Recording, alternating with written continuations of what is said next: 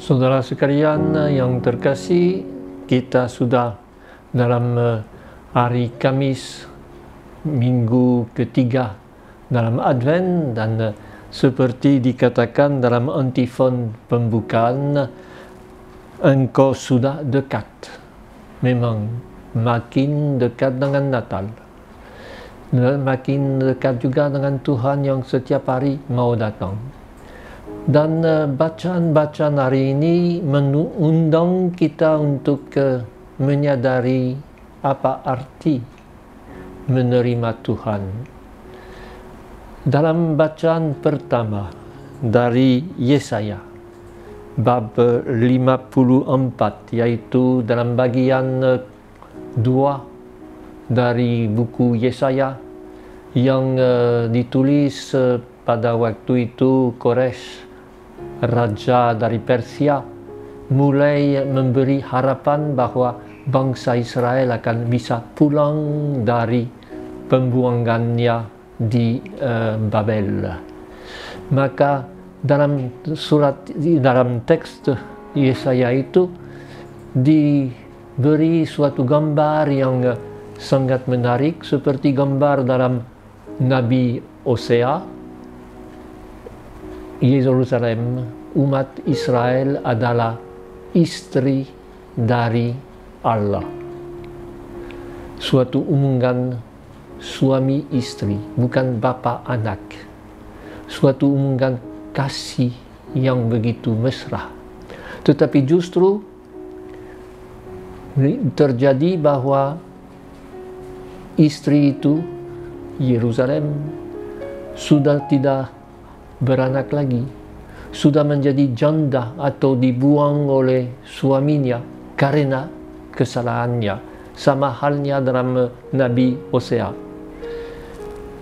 Tetapi sekarang justru Allah berkata, saya kembali kepadamu, saya mau supaya engkau makin subur, supaya engkau makin merasakan cinta yang saya punyai untuk dikau. Indah sekali dalam masa menunggu kedatangan Tuhan, yakin bahwa Allah mau menerima kita. Allah mau mengambil kita sebagai umat, dan tentunya juga sebagai individu, sebagai orang masing-masing, bukan saja sebagai bapa, tetapi sebagai Dia yang mengasihi kita secara begitu mesra, seperti suami dengan istri.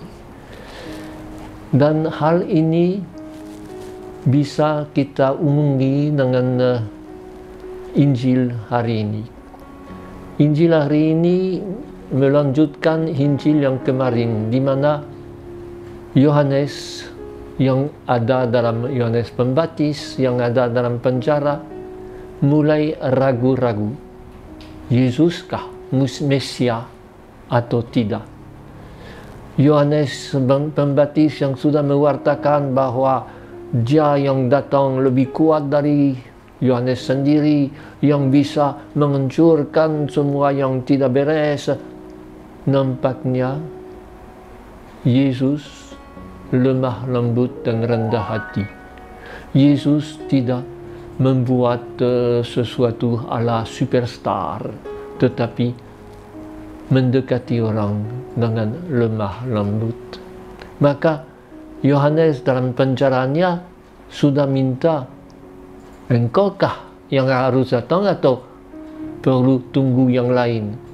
Coba, aku di penjara, bebaskanlah aku dari penjara kalau engkau Mesias.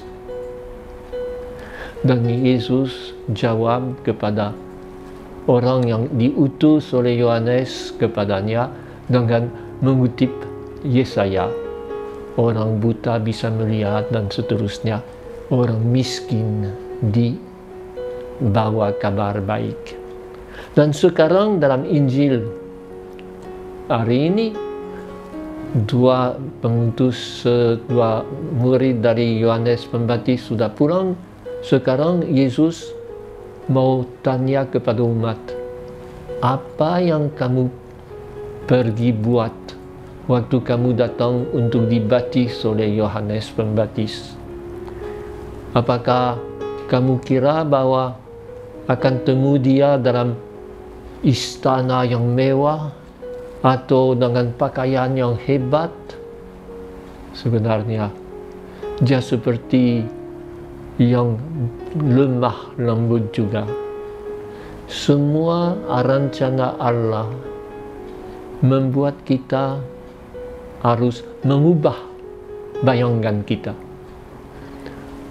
menggambarkan Yohanes Pembaptis sebagai Elia yang selalu digambarkan orang yang bisa mendatangkan api dari surga, yang bisa menghancurkan ini, hancurkan itu, dan hebat. Yang Elia baru, Yohanes Pembaptis, orang yang lemah, yang tidak berkuasa, yang sekarang dalam penjara. Tetapi Yesus berkata, benar-benar dia yang lebih dari semua orang yang pernah lahir. Dia adalah orang yang sungguh-sungguh hebat, karena dia datang untuk mempersiapkan jalanku. Dia adalah suara. Tetapi yang kata Yesus pada orang itu, memang Yohanes seorang nabi. Dan aku berkata bahwa lebih dari seorang nabi, namun tidak nampak. Dan aku berkata kepadamu, di antara mereka yang dilahirkan oleh wanita, tidak ada seorang pun yang lebih besar dari Yohanes Pembaptis. Anehnya, padahal semua orang dari ahli Taurat dan lain-lain meragukan siapa Yohanes itu. Orang yang dulu yang tinggal dekat sungai Yordan itu, dan dia tidak ikut semua aturan dari agama kita dan seterusnya.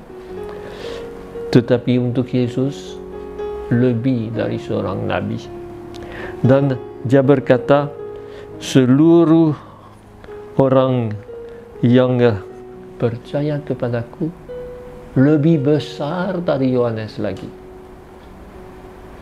Kita yang tidak arti, kita yang barangkali tidak dipedulikan oleh orang lain karena orang biasa, disebut oleh Yesus bahwa yang terkecil dalam kerajaan Allah lebih besar dari Yohanes Pembaptis.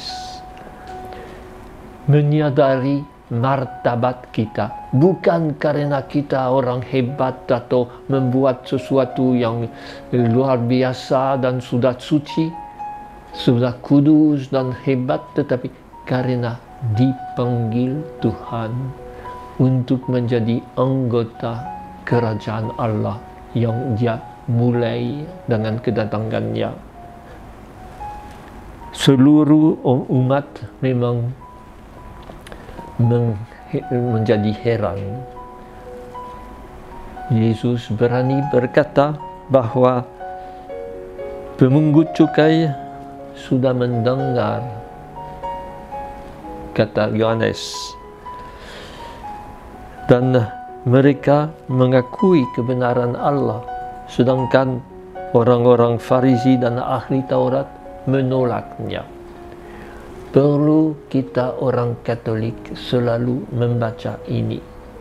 Jangan kita seperti orang Farisi dan orang ahli Taurat menganggap diri sudah tahu semua, sudah hebat dan lebih dari yang lain, tetapi justru menerima bahwa kita sangat kecil tetapi diangkat oleh Yesus menjadi lebih dari Yohanes Pembaptis, karena rahmatnya menjadi seperti dalam Yesaya tadi, dikasihi oleh seorang istri yang dikasihi oleh suaminya.